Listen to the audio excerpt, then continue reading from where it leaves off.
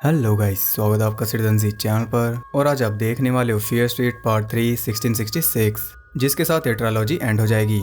यानी कि इसमें आपको उन सारे सवालों के जवाब मिल जाएंगे जो पिछले दो पार्ट्स छोड़ गए थे। तो अगर आपने पहले दो पार्ट्स नहीं देखे तो पहले उन्हें चेक कर लो, क्योंकि उनके बिना आपको कुछ भी समझ नहीं आएगा। और अब ये तीनों ही पार्ट नेटफ्लिक्स पर अवेलेबल हैं। वीडियो से पहले आप इन्हें चेक कर सकते हो। इस वीडियो में आपको सारे जवाब मिल जाएंगे। तो ज़्यादा देर ना करते हुए जल्दी से स्टोरी स्टार्ट करते हैं।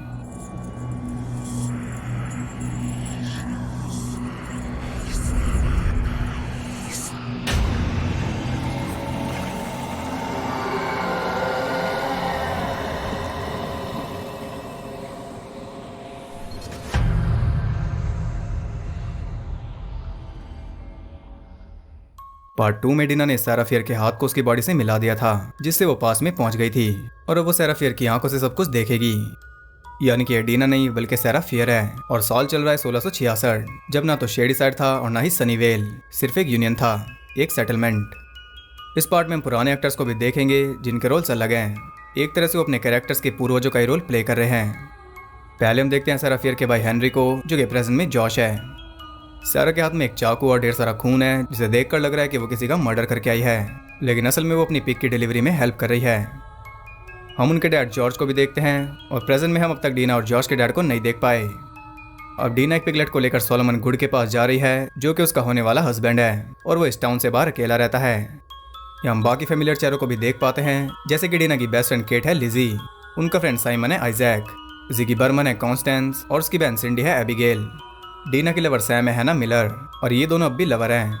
उसकी मॉम ग्रेस, जिसे हमने पार्ट 1 में देखा था, और साथ में उसके डैड पास्टर साइरस मिलर, जो कि सबसे पहले किलर बनेंगे। टॉमी, जो कि पार्ट 2 में किलर था, इसमें वो है थॉमस, और तब भी इसका यही नाम था। ये सब मोस्टली उन कैरेक्टर्स के पूर्वज हैं जिन्हें आप पिछले दो पार्ट्स में देख चुके हो, लेकिन सब नहीं हैं। जैसे कि सैराफियर डीना की पूर्वज नहीं है। अब सैरा पहुंचती है सोलोमन के पास, जो कि है शेरिफ निक गुड, और उसके घर के पास दो ग्रेव्स हैं, जो कि उसकी पहली वाइफ और बेटे की है। उसे पिगलेट देकर वो चल देती है, क्योंकि आज रात सभी टीनेजर जंगल में पार्टी करेंगे। सैरा, लिजी और हैना विडो मैरी के ठिकाने पर पहुंचते हैं कुछ बेरीज लेने, जो कि उनके लिए ड्रग्स का काम करेंगी। विडो मैरी को काले जादू के लिए जाना जाता है, और उसके घर में चीजें भी सारी ऐसी थी। सैरा को वहाँ एक बुक मिलती है जिसमें डेविल को बुलाने का मंत्र था। वो उसे पढ़ रही थी कि तभी वहाँ मैरी पहुंच जाती है, जो कि है पार्ट 2 की नर्स लेन, रूबी लेन की मॉम। वो उन तीनों को वहाँ से भगा देती है, लेकिन बेरीज तो उन्होंने चुरा ही ली। उन्हें खाकर वो सब हाई थे। और ये हम देखते हैं कैलेब को, यानी कि सैम के बॉयफ्रेंड पीटर को, जो कि हैना को फोर्स कर रहा था। तब सैरा सबके सामने उसे थप्पड़ मार देती है, जिससे उसकी काफी बेइज्जती हुई थी। वो वहां से चला जाता है, और उसके बाद सैरा और हैना अकेले में रोमांस कर रहे थे, लेकिन उन्हें एहसास होता है कि वो अकेले नहीं थे, कोई उन्हें देख रहा था।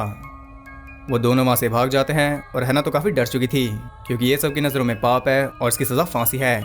लेकिन सैरा को डर नहीं लग रहा, और इस बार उन्हें देख रहा है थॉमस। सुबह सैरा अपने डॉग को ढूंढ रही थी, लेकिन वो उसे नहीं मिल रहा। तब इसके पास हैना आती है और कहती है कि उसके डैड को कुछ हो गया। हम देखते हैं कि वो अकेले में बड़बड़ा रहा था, और उसके पास मक्खियां भी घूम रही थी, साथ ही कोई उसे बुला भी रहा था, यानी कि वो पोजेस हो चुका। अब हैना को लग रहा था कि ये सब उनकी वजह से हो रहा है। उन दोनों ने जो पाप किया उसकी सजा उसके डैड को मिल रही है।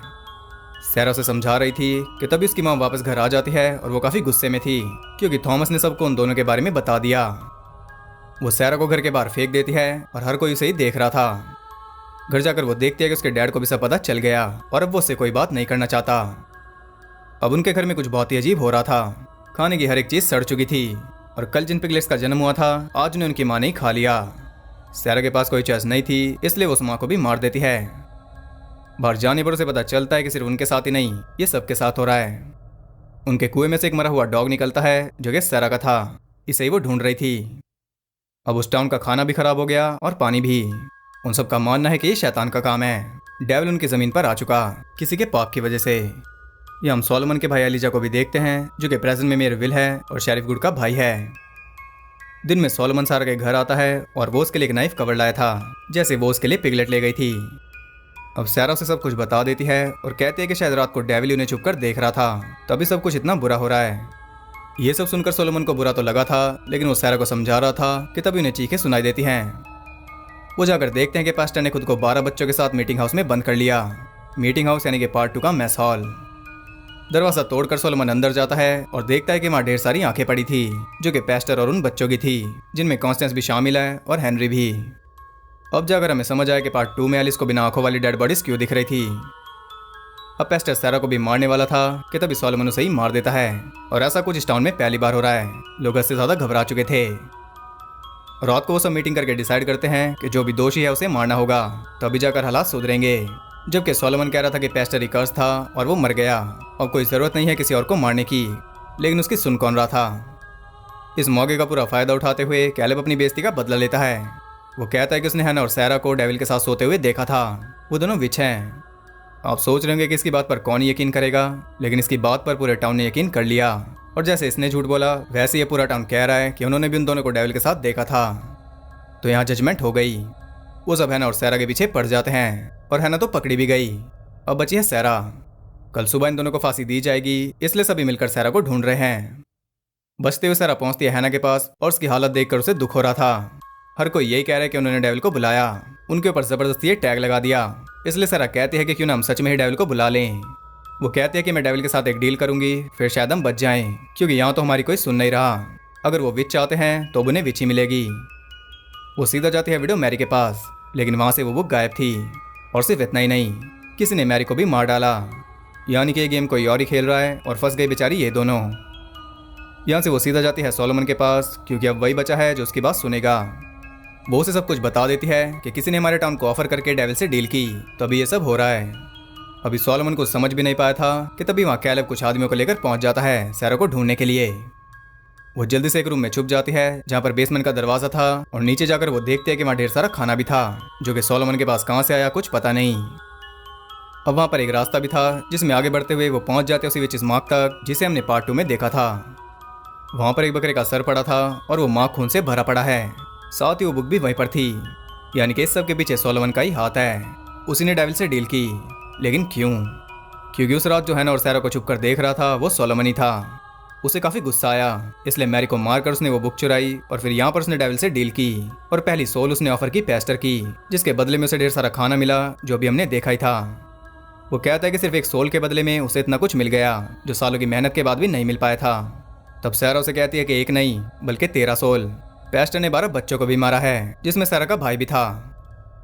अब वो उसे अपनी साइड कर रहा था, तभी वो उसे स्टैब करती है, और बदले में वो भी उसके सर पर एक पत्थर दे मारता है। ये वो चेहरा है जो सेराफियर की बॉडी टच करने वालों को दिखाई देता है। सॉलोमन से बचते हुए वो पहुंच जाते हैं उसी धड़कती हुई चीज के पास, और थोड़ा आगे जाकर वो उसी जगह पहुंच चुकी थी जहां पार्ट 2 में आपने आउट हाउस देखा था। वो ऊपर चढ़ने की कोशिश कर रही थी, तभी सॉलोमन उसे पकड़कर उस पर अटैक करता है, और बीच में आ जाता है उसका हाथ, जो कि अलग होकर वहीं पत्थर पर गिर गया था। एलिस को यह हाथ यहीं से मिला था। यानी कि सेराफियर के बारे में जो भी कहानियां हैं वो सब बकवास हैं। अब सैरा आगे बढ़ते हुए पहुंच जाते हैं उसी एग्जिट तक, जो कि सेकंड पार्ट में मैस हॉल में निकला था। तो इस पार्ट में वो निकलेगा मीटिंग हाउस में। सिंडी की तरह वो भी बाहर निकलती है, और बारी हैना भी चेन थी। अब इससे पहले कि वो किसी को कुछ बता पाती, सॉलोमन उसे पकड़कर कहता है कि मैंने विच को ढूंढ लिया। उन्हें फांसी के लिए उसी पेड़ तक ले जाते हैं, और अब उन्हें अपना गुनाह कन्फेस करना था, जो कि उन्होंने किया ही नहीं। यह सैरा सॉलोमन की सच्चाई सबको बता सकती थी, लेकिन उसे पता था कि कोई उसका यकीन नहीं करेगा, इसलिए वो हैना की जान बचाती है। वो कन्फेस करती है कि उसी ने डेविल को बुलाया था, और हैना भी उसी के वश में थी। यानी कि उसकी कोई गलती नहीं है, वो कोई विच नहीं, वे सिर्फ सैरा है, इसलिए फांसी भी सिर्फ उसे ही मिलेगी। सॉलोमन उसे फांसी दे रहा था, तब उसे कहते कि सच सबके सामने जरूर आएगा, आज नहीं तो कल, लेकिन आएगा जरूर। और हम सब जानते हैं कि सच सामने आने में 300 साल से ज्यादा लग गए। कुछ इस तरह उसे फांसी देकर मार देते हैं उसके डैड और दोस्तों के सामने। मरने के बाद उसे वहीं पर दफना दिया गया था, लेकिन उसके दोस्तों ने उसे वहां से निकाल कर उसे अच्छी तरह दफन किया, और उन सब ने वो पत्थर वहां दफनाया था कि विच हमेशा जिंदा रहेगी। तो यानी कि ना तो सेराफियर कोई विच थी, और ना ही उसने कभी डेविल के साथ कोई डील की। ये पूरी कहानी और ये पोएम्स बकवास हैं। ये बनाई है सॉलोमन के खानदान ने। फांसी दी गई थी एक इनोसेंट को, जिसका नाम आज तक भी बदनाम है, और जिनका नाम बदनाम होना चाहिए वो आज भी उन टाउन्स को रूल करते हैं। ये थी सेराफियर की स्टोरी, जिससे हमें काफी कुछ क्लियर हुआ। इस टाउन पर सेराफियर का कोई कर्ज नहीं है, बल्कि सोलोमन का खानदान ये सब करता आया है। ये आपको आगे अच्छे से समझाऊंगा। अब हम आते हैं प्रेजेंट में। डीना सच जान चुकी है, और सच जानकर वो भी उतनी हैरान है जितने के आप। अभी वो खुद को संभाल ही रही थी कि तभी वहाँ शेरिफ पहुंच जाता है। अब यहाँ से शुरू होगा फियर स्ट्रीट 1994 का पार्ट 2। डीना जॉश को लेकर भागती है, और एक जगह छुपकर वो 3 ही वर्ड्स में उसे सब कुछ बता देती है। गुड इज इविल, यानी कि शेरिफ गुड ही इविल है। शेरिफ को चकमा देकर वो उसी की कार लेकर फरार हो जाते हैं, और अब उस कार की तलाश भी शुरू हो चुकी थी। अब यहाँ डीना जॉश को सब कुछ समझाती है। गुड फैमिली सदियों से ये सब करती आई है। वो एक शेडी साइडर का नाम डेविल को देते हैं और डेविल उसकी सोल निकाल लेता है। बदले में जो कुछ भी उन्हें चाहिए डेविल उन्हें वो देता है, जैसे कि शेरिफ की पोस्ट या फिर मेयर की या फिर सनीवेल की तरक्की। ये सब उन्हें सैक्रिफाइसेस के बदले में ही मिला है और सदियों से यही होता आ रहा है। शेडी साइड पे किसी विच का नहीं बल्कि इस खानदान का कर्ज है। यानी कि शेरिफ ने रैन का नाम इसलिए दिया था ताकि उसका भाई दोबारा मेयर बन जाए, और 1978 में टॉमी का नाम भी उसी ने दिया था ताकि उसे पुलिस की नौकरी मिल जाए। ये सब इसे इसके डैड ने सिखाया था और इसके डैड को उसके डैड ने। सोलोमन के बाद से यही चलता आ रहा है। जब भी इन्हें कुछ चाहिए होता है ये डेविल को एक शेडी साइडर का नाम देते हैं और डेविल उस पर हावी होकर किलिंग करता है और मरने वाले लोगों के खून से वो अपनी भूख मिटाता है। कुछ इस तरह ये पूरा सर्कल काम करता है और जिन्हें भी इनका सच पता चलता है ये उसे मार देते हैं, जैसे कि सारा फियर। और इसी वजह से वो किलर सैम के पीछे थे क्योंकि उसे विच दिखी थी और कहीं वो सच ना जान जाए इसलिए वो किलर उसे मारना चाहते थे। और यही सेम केस था जिगी के साथ, लेकिन उसके साथ सिंडी भी तो मरी थी। वो इसलिए क्योंकि वो उनके रास्ते में आ गई थी और जो कोई भी उनके रास्ते में आता है उसे मारकर आगे बढ़ते हैं। अब क्योंकि डीना सब कुछ जान गई है इसलिए अब किलर्स आएंगे उसके पीछे। तो यहाँ तक आपको सब कुछ क्लियर हो गया होगा, सारा पास्ट भी, सारा सिस्टम भी और सारा लॉजिक भी और सारा फियर भी। अब जानते हैं कि इसे रोकने के लिए क्या करेंगे। वो दोनों जाते हैं जिगी के पास और उसे भी सब कुछ बता देते हैं। सच सुनकर उसे भी काफ़ी दुख हुआ था क्योंकि एक टाइम वो शेरिफ के काफ़ी क्लोज थी। अब वो डेविल को तो नहीं मार सकते इसलिए उन्हें मारना होगा शेरिफ को, तभी ये सब एंड हो पाएगा। सैम को लेकर वो तीनों पहुंचते हैं फियर स्ट्रीट पर जहाँ रहता है मार्टिन, जिसे आपने पार्ट 1 में देखा था। वो उसे बताते हैं कि वो शेरिफ को मारने वाले हैं और वो भी साथ चल देता है। वो पहुंचते हैं मॉल में जहाँ पर वो उन किलर्स को भी फंसाएंगे और शेरिफ को भी मारेंगे क्योंकि किलर्स को तो वो मार नहीं सकते। अब वो काफ़ी कुछ सीख गए हैं इसलिए इस बार उनका प्लान और ज़्यादा बेहतर होगा। मार्टिन कुछ भी नहीं जानता था इसलिए वो पहले उसे सब कुछ बता देते हैं और अब जाकर वो सीरियस हुआ। खेडिना के खून में पानी और नियॉन पेंट मिलाकर वो अच्छा खासा रास्ता बना देते हैं उन किलर्स के लिए, और थोड़ा बहुत उन्होंने वाटर गन्स में भी भर लिया था क्योंकि ये भी प्लान का पार्ट है। अब सब कुछ रेडी हो गया। वो सब भी किलर्स के लिए रेडी थे कि तभी वहाँ पहुँच जाते हैं तो पुलिस वाले ये आए हैं उस पुलिस कार को ट्रेस करते हुए, लेकिन इनकी किस्मत खराब है क्योंकि किलर्स भी वहाँ पहुँच चुके थे। वो दोनों के दोनों मारे जाते हैं क्योंकि उनके रास्ते में आ गए थे, लेकिन बाकी सब तो आगे से हट जाते हैं क्योंकि उन्हें मरना नहीं था। वहाँ 4 किलर्स आ चुके थे, हैरी रुकर, रायन, शेम किलर और टॉमी। उन चारों को वो अलग अलग स्टोर में बंद कर देते हैं क्योंकि ये एक रास्ता है उन्हें रोकने का। अब वो आराम से शेरिफ को मार पाएंगे क्योंकि वो भी वहाँ पहुँच चुका है। जिगी उसके पास जाती है उसे फंसाने के लिए और मौका देखकर उसके ऊपर डीना का खून गिरा देती है। तभी वो सब किलर्स को फ्री कर देते हैं और क्योंकि अब शेरिफ खून से सना हुआ है इसलिए वो उसे भी मार डालेंगे, लेकिन वो भी तेज है। वो जिगी को भी पकड़ लेता है। अब जिगी की जान खतरे में थी इसलिए डीना अपना खून निकालकर किलर्स को अपने पीछे लगा लेती है। तब शेरिफ भागकर एक रूम में चला जाता है और डीना भी उसके पीछे जाती है। ये वही रूम है जो पहले मीटिंग हाउस था और फिर मैसॉल बना, यानी कि यहीं पर उस गुफा में जाने का रास्ता है। शेरिफ पहले अंदर जा चुका था इसलिए डीना भी चल देती है। इधर किलर्स को उन सब ने बड़े अच्छे तरीके से संभाल लिया था। उन्होंने किलर्स के ऊपर डीना का खून डाल दिया था इसलिए अब किलर्स आपस में लड़ने लगे थे, यानी कि ये तो आपस में ही निपटा लेंगे। लेकिन इसी बीच सैम भी फ्री होकर डीना के पीछे भाग गई थी। अब ये चारों किलर्स तो आपस में लड़कर मर गए, लेकिन सिर्फ थोड़ी देर के लिए, और इनकी कमी पूरी करने वहाँ पहुँच जाते हैं रूबी लेन और हम्टी डम्टी किलर। अब वो प्रॉब्लम में है क्योंकि इनके पास खून भी नहीं बचा। उधर सैम ने डीना को पकड़ लिया था, लेकिन प्यार की ताकत दिखाते हुए वो उसे बेहोश कर देती है और आगे उसका वेट कर रहा था शेरिफ, जो कि उसे स्टैप कर देता है। इधर ये इसे जान से मारने वाला है और उधर वो सब किलर्स के बीच फंस चुके थे। इनका बचना तो इम्पॉसिबल है। लेकिन तभी डीना दिमाग चलाते हुए शेरिफ का हाथ रख देती है उसे अजीब सी चीज पर, और तभी उसे विजन आने लगे थे जिससे वो भी डिस्टर्ब हो जाता है, बिल्कुल एलिस की तरह। उसे सारा फियर दिख रही थी जो कि उसे मारकर रिवेंज ले लेती है, लेकिन असल में वो डीना थी। और निक के मरते ही सभी किलर्स भी गायब हो गए थे, साथ ही उनके नाम भी, साथ ही वो अजीब सी चीज भी और विचिस मार्क भी, यानी कि डेविल्स टाउन को छोड़कर चला गया। इसलिए सैम भी नॉर्मल हो गई थी और डीना भी सही सलामत है क्योंकि इसने फियर स्ट्रीट बुक्स का आर्मर बनाकर पहना हुआ था, इसलिए उसे चाकू लगा ही नहीं। अब जाकर 3 सदियों बाद ये सब एंड हुआ। वो दोनों वहाँ से चल देते हैं और बुक को वहीं पर छोड़ गए। सीरियसली वो जाकर निकलते हैं शेरिफ के घर में जो कि सनीवेल में था, और उसके घर में ढेर सारे बकरे थे। जैसे वो घर से बाहर निकलते हैं एक ट्रक कार से टकरा जाता है, यानी कि अब सनीवेल में भी हादसे हो रहे हैं। वो कोई स्वर्ग से उतरा टाउन नहीं रहा। शेरिफ को सनीवेल का सीरियल किलर बताया जा रहा है, जो कि वो था भी। अब एक साथ ही सनीवेल के हालात भी खराब होंगे और इधर शेडी साइड में सब कुछ नॉर्मल होना शुरू होगा। सालों बाद जिगी जाते हैं नर्स लेन के पास उसकी डायरी वापस करने, और वो उसे देखकर काफ़ी खुश थी। डीना जॉश को स्कूल में छोड़ती है जहाँ एक लड़की से अपनी इंटरनेट आईडी देकर चली जाती है, और इससे तो वो पहले से ही बात करता है, हमने पार्ट 1 में देखा था।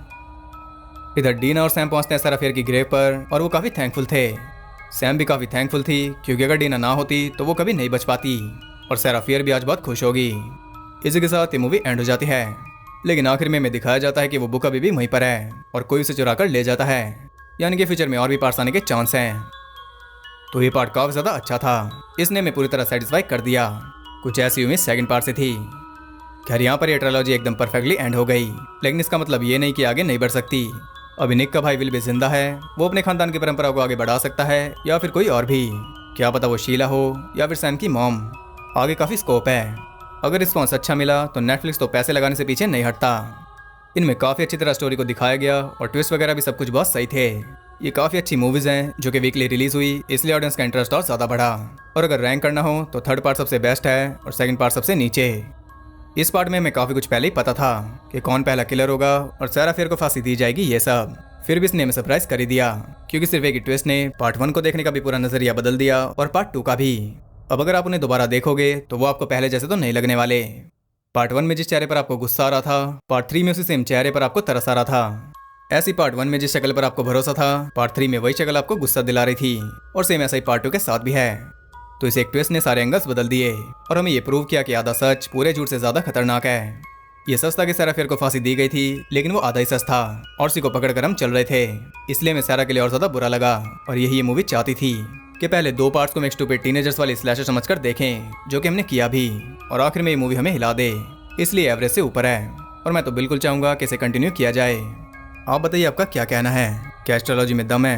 क्या आप और पार्ट्स देखना चाहोगे? कमेंट करके बता देना। और अगर आपको वीडियो पसंद आई तो इसे एक लाइक भी कर देना। और ऐसी और इंटरेस्टिंग वीडियोस देखते रहने के लिए चैनल को सब्सक्राइब करके बेल नोटिफिकेशन कॉल पर सेट कर लो, ताकि नोटिफिकेशन आपके पास 300 साल बाद ना पहुंचे। और ज़्यादा कनेक्टेड रहने के लिए आप मुझे इंस्टाग्राम पर फॉलो कर सकते हो, वो आपको बहुत कुछ जानने के लिए मिल जाएगा, लेटेस्ट वीडियोस की अपडेट्स भी। तो 3 हफ्तों बाद आज ये सीरीज खत्म होती है और मैं मिलूंगा आपसे अगली वीडियो में। तब तक के लिए सबको बाय।